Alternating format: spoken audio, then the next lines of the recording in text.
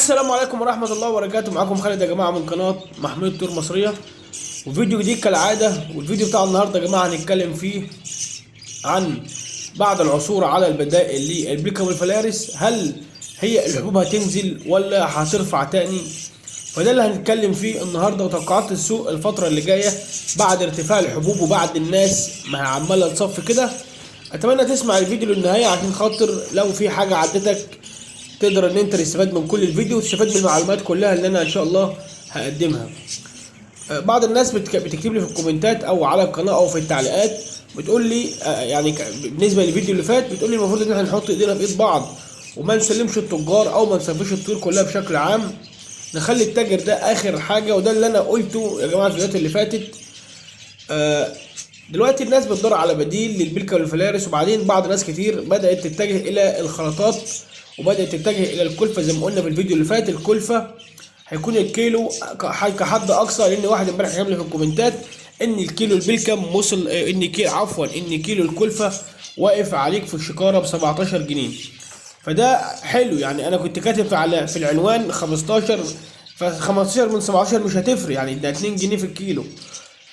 تمام.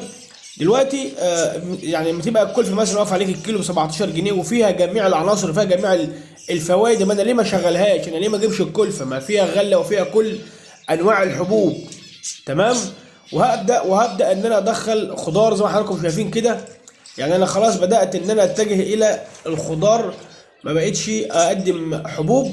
ولكن يعني بالنسبه للبيكا والفلارس خلاص انا كده. بالنسبه للبيكا والفلارس بالنسبه لي انا الله يرحمهم مفيش بيكا والفلارس تاني هتخش اصلا للطيور.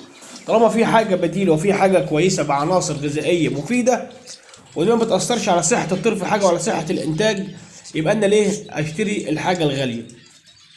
زي ما قلنا في العنوان برضو عشان ما نتوهش بره الفيديو، ان الاسعار بتاعت الحبوب ما هيش هتنزل. يعني اسعار الحبوب البيكا والفلارس عمرها ما هتنزل تاني، بس احنا ولكن بندور على بدايل للبيكا والفلارس عشان خاطر اسعار الحبوب ما ترتفعش اكتر من كده. ناس كتير لما هتتجه الكلفة او هتتجه للخلطات اللي هي التانية، اسعار الحبوب هتفضل زي ما هي، سعرها مش هيزيد. ولكن اللي هيخلي الاسعار كمان بتاعت الحبوب ما تزيدش خالص ان الناس كتير بدأت تصفي، وناس كتير بالفعل صفت طيورها او صفت كمية من الطيور. فده هيخلي ارتفاع، يعني حتى في الفترة الجاية في السوق الجمعة ان شاء الله انا توقعت ان البلكة والفلارس مش هيزيد عن كده، سواء الجمعة الجاية او الشهر القادم ده كله هيكون بنفس الاسعار لو استمرنا احنا كهواة او كمربين طيور زينة. لو استمرنا على الوضع ده يبقى الفترة الجاية الطيور سعرها مش هينزل ولا سعرها هيطلع، سعرها هيفضل مستمر على الوضع ده ماشي. ولكن الحبوب برضو مش هتغلى، الحبوب مش هتغلى ولا هتنزل، لان الناس لما هتتجه للخلطات او الكلفه والحاجات ديت مفكره ان الحبوب هترجع تاني مثلا 30 و25.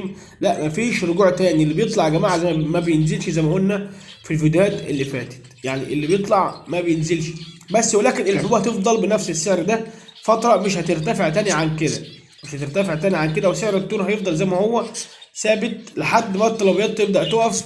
وده اللي بقوله للناس، ان ممكن اسعار الطيور في ارتفاع الحبوب ده اسعار الطيور ترجع تاني.